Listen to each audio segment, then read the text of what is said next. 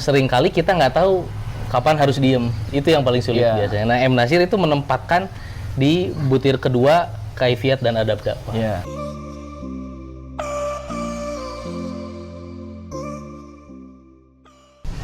Assalamualaikum warahmatullahi wabarakatuh. Waalaikumsalam. Halo semuanya, ketemu lagi di Ngobras. Saya Naufal sebagai moderator hari ini bersama dengan Kang Fahri sebagai pegiat JIB. Halo Kang, Assalamualaikum warahmatullahi wabarakatuh. Waalaikumsalam warahmatullahi wabarakatuh. Gimana Kang, sehat kabarnya? Alhamdulillah. Alhamdulillah ya. Antum gimana? Alhamdulillah sehat juga Kang. Hari ini kita bisa berjumpa kembali setelah sekian lama tidak berjumpa. Hari ini kita akan mendiskusikan sebuah karya dari tokoh Islam Indonesia, yaitu Muhammad Nasir, yaitu adalah buku Fiqhud Dakwah. Nah, bersama dengan narasumber yang mumpuni, kita akan membincang bagaimana, mengapa, dan kapan, begitu ya. Buku Fiqhud Dakwah ini ditulis oleh Muhammad Nasir. Langsung saja ya Kang ya, kita masuk ke dalam sesi yang interaktif, yaitu tentang mengapa, juga bagaimana dan kapan Muhammad Nasir ini menulis buku Fiqhud Dakwah, Kang. Baik, pertama saya jelaskan latar belakangnya dulu ya. Di saya pribadi, kalau untuk dikatakan mumpuni mungkin belum sampai ya, tapi beberapa waktu ke belakang saya pernah diberi tugas oleh komunitas Jejak Islam untuk Bangsa ini untuk meneliti tentang Muhammad Nasir dan membuat daras atas karya-karyanya. Nah, waktu itu pertama kali membuat daras di Bandung secara tatap muka tahun 2020. Namun baru satu pertemuan sudah terpotong oleh pandemi sehingga kami alihkan menjadi daring. Itu daras Kapitas Selekta. Jilid pertama bagian pendidikan. Nah, lalu setelah itu di 2 tahun berikutnya kami mengadakan lagi daras, yaitu Fiqhud Dakwah. Nah, dari situ saya mulai lebih mendalami lagi apa Fiqhud Dakwah ini, kenapa ditulis. Sepengetahuan saya, Fiqhud Dakwah ini ditulis mulanya dari bahan-bahan dakwah yang tercecer, dalam arti ketika berpidato almarhum Pak Nasir itu membina khususnya. Jadi bukan bahan dari pidato, tapi lebih kepada modul kursus ya. Jadi beliau sering membina para generasi muda pegiat dakwah. Nah, beliau pun sebetulnya tidak mengumpulkan itu, dan itu sudah dilakukan membina itu sekitar tahun 50-an gitu, yang dengan bahan-bahan tertulis ya. Gitu. Nah, lalu atas inisiatif salah seorang muridnya, sahabatnya, yaitu Ustadz Saleh Umar Bayasud. Kalau di buku bisa kita lihat SU Bayasud ya. Bayasud berarti. Itu beliau menghimpun. Karena mayoritas tulisan Muhammad Nasir itu himpunan artikel ya. Gitu. Jadi beliau sangat produktif tapi dalam bentuk artikel biasanya. Nah, Saleh Umar Bayasud ini salah satu penghimpun karya Muhammad Nasir, yaitu salah satunya Fiqhud Dakwah. Pertama kali diterbitkan itu tahun 70-an, kalau tidak salah tahun 1978 ya. Saya pun punya cetakan pertamanya itu, dan ini cetakan terbaru ya. Yang edisi 50 tahun atau setengah abad Dewan Dakwah. Edisi lama tahun 78 pertama kali diterbitkan, itu dinyatakan bahwa sebetulnya bahan untuk buku ini sudah ada sejak tahun 50-an. Jadi gitu. Sebelum Dewan Dakwah Islamiyah Indonesia berdiri sudah ada berarti ya bahan-bahan belum berbentuk Fiqhud Dakwah, tapi belum. kursus pribadi yang dilaksanakan Muhammad Nasir gitu ya, atas undangan-undangan gitu dari murid-muridnya. Nah, bahan-bahannya itu dikumpulkan kemudian gitu. Jadi kesibukan beliau selain menjadi ketua umum Partai Masyumi itu juga sering membina berarti ya anak-anak muda, para mubaligh gitu. Selalu, sepengetahuan saya, beliau tidak pernah melepaskan statusnya sebagai pembina generasi muda sesibuk apapun, karena prinsipnya ini beliau dapatkan dari teladan Tuan Hasan, selama di Bandung. Dulu dikenal bahwa M. Nasir pernah mau berhenti datang ke rumah Tuan Hasan karena merasa segan. Ya, karena merasa segan, ketika datang Tuan Hasan pasti meninggalkan segala aktivitasnya. Nah, sampai Tuan Hasan pun bilang, ya Tuan Nasir tidak perlu segan. Gitu, tetap saja datang ke sini gitu. Jadi sama sahabatnya tuh Fakhruddin Al-Kahiri. Fakhruddin Al-Kahiri. Nah, jadi dari situ saya menilai bahwa beliau mendapatkan teladan yang sangat baik sehingga beliau laksanakan seumur hidupnya. Gitu. Menarik juga ya pemirsa bahwa buku Fiqh Dakwah ini sebenarnya bahan-bahannya itu sudah tersedia jauh mungkin sebelum tahun 60 atau 70-an ya. Jadi dari tahun 50-an Pak Nasir ini sudah menulis ya bahan-bahan untuk kursus mubalig begitu ya, untuk anak-anak muda yang punya concern di bidang dakwah begitu ya. Ini sangat menarik dan ini adalah terbitan dan cetakan paling baru mungkin ya. Iya, ini yang paling baru 2017. Paling baru 2017 begitu. Lantas gimana nih Kang Fahri, apa sebenarnya yang pengen disampaikan sama Pak Nasir melalui buku Fiqh Dakwah ini? Dari pembacaan saya, Pak Nasir ini menulis Fiqh Dakwah sangat rinci ya. Saya pernah coba membandingkan dengan beberapa buku panduan dakwah lain seperti Dustur Dakwah Menurut Islam karya Ali Hasmi. Lalu beberapa yang lain lah ya, ada beberapa yang lain. Memang ini yang paling detail. Tapi menariknya di Fiqh Dakwah ini tidak langsung masuk ke kaifiat dan adab dalam dakwah. Itu ditaruh di bagian kedua bahkan. Bagian pertama justru Pak Nasir menjelaskan dengan sangat rinci prinsip dakwah dalam Islam itu seperti apa, umat itu seperti apa.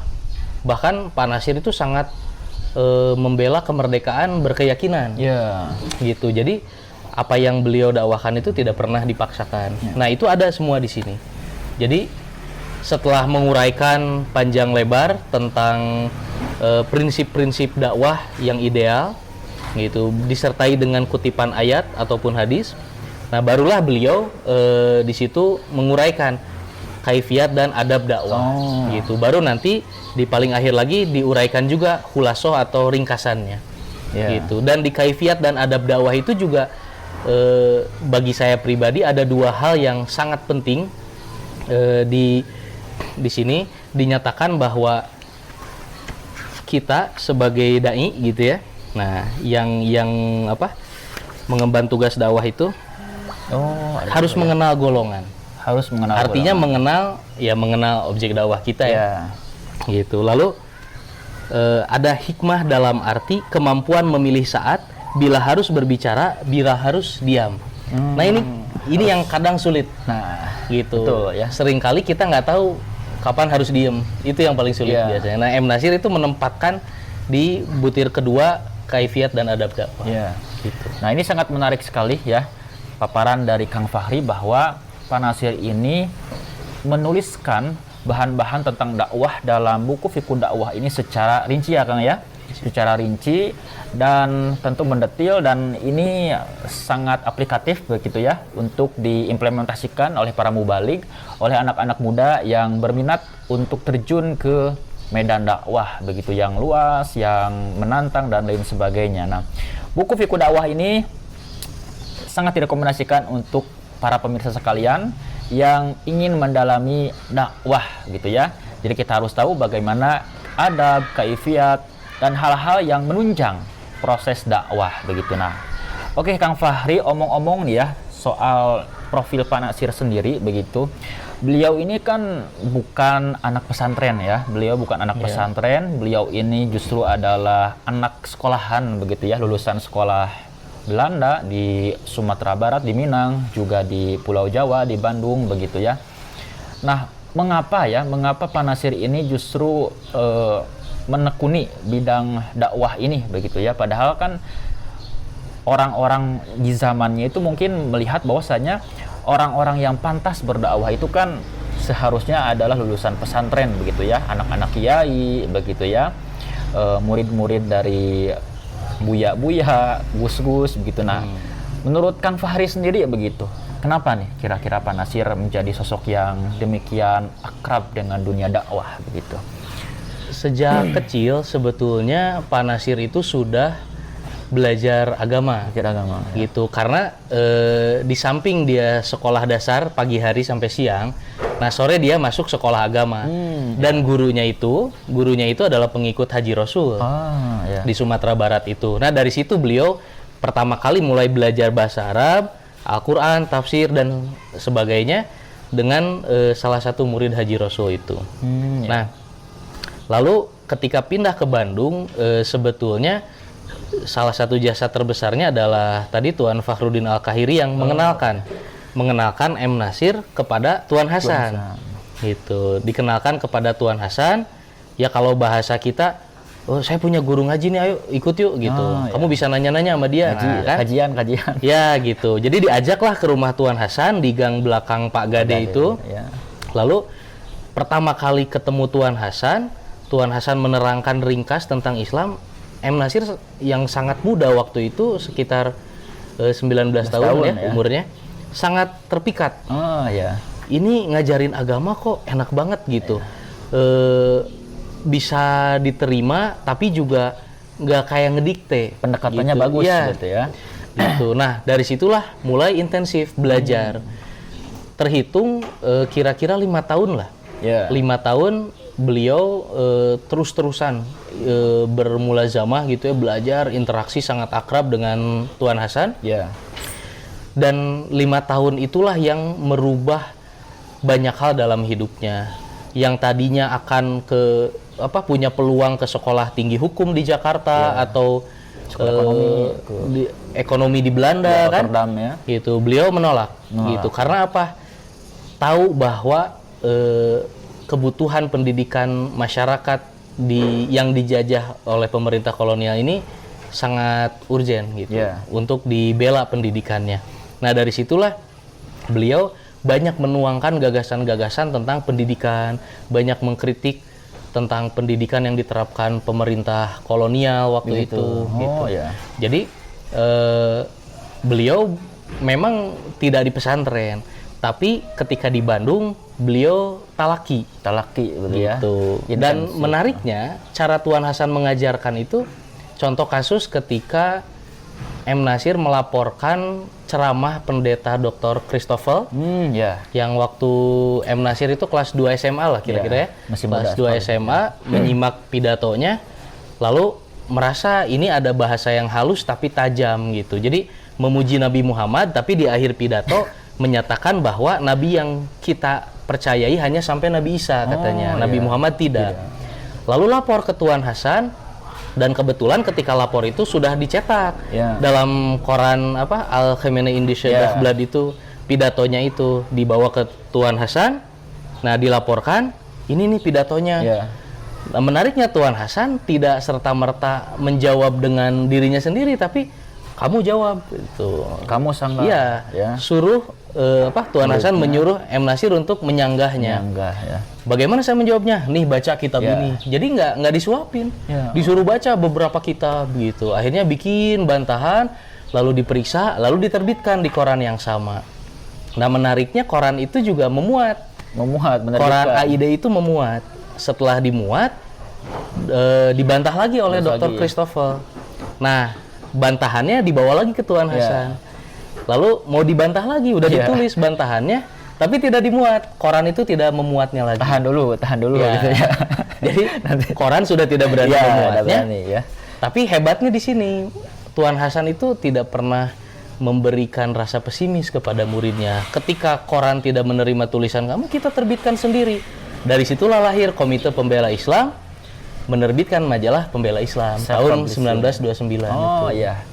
Nah, pemirsa, ini menarik sekali ya membicarakan figur Pak Nasir, bahwa beliau ini bukan lulusan pesantren, tetapi beliau ini memang intensif mempelajari agama sejak masih kanak-kanak begitu, sampai akhirnya ini dibawa ke Bandung. Beliau di Bandung ini bertemu dengan seorang pemuka, seorang guru besar Persis, yaitu Tuan Hasan begitu ya. Nah ini juga menarik karena Pak Nasir ini, sepengetahuan saya ya Kang ya, bahwa dalam buku Apa dan Siapa Tokoh Indonesia beliau ini ditulis ya oleh penulis waktu itu, penulis buku itu, bahwa Pak Nasir ini adalah seorang boleh dibilang santri modern begitu, karena memang langka sekali sosok Pak Nasir yang waktu itu agamis, soleh begitu ya.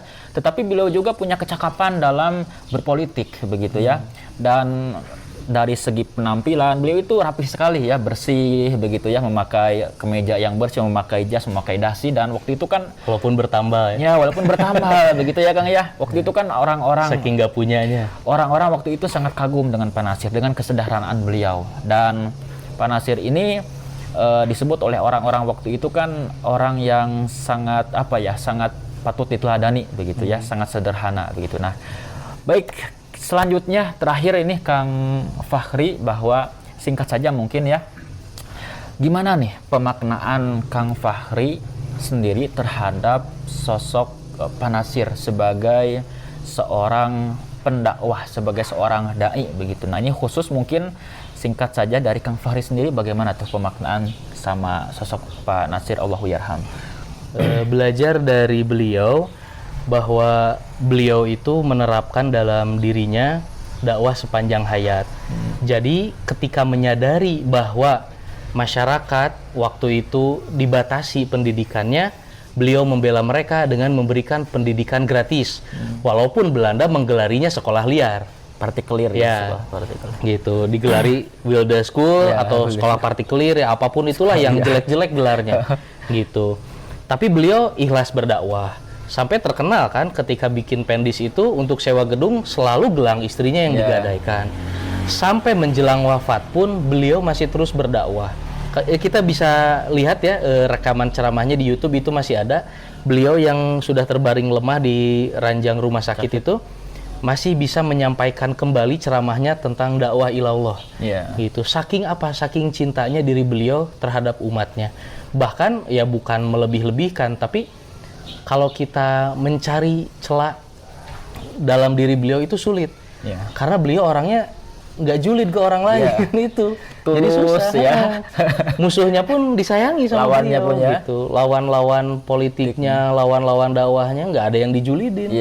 Gitu. Nah, itu yang sangat berat untuk kita tiru, itu keikhlasan dirinya dalam berinteraksi dengan semua elemen bangsa. Itu yang patut kita contoh, bahwa kalau tidak salah Prawoto Mangkusesmi itu lawan berpendapat adalah kawan berpikir ya. Nah, itu. Jadi memang Muhammad Nasir sangat menghormati lawan-lawan berpendapatnya gitu. Itu sih. Jadi beliau dakwah sepanjang hayat, dakwah ilallah, dakwah dengan sangat ikhlas, dan hasilnya bisa kita rasakan sekarang. Betul gitu. sekali. Bisa kita rasakan sekarang melalui berbagai lembaga yang telah beliau bentuk atau murid-muridnya bentuk. Oke. Terima kasih banyak Kang Fahri atas paparannya. Nah, saya sendiri memaknai figur Pak Nasir ini sebagai seorang pendakwah sejati. Apapun profesi kita, maka kita memiliki tanggungan ya Kang untuk senantiasa berdakwah. Watawasau bil haq, watawasau bis sabr. Terima kasih kepada pemirsa yang sudah mengikuti Ngobras pada kesempatan ini, mudah-mudahan bermanfaat. Kami tutup. Assalamualaikum warahmatullahi wabarakatuh.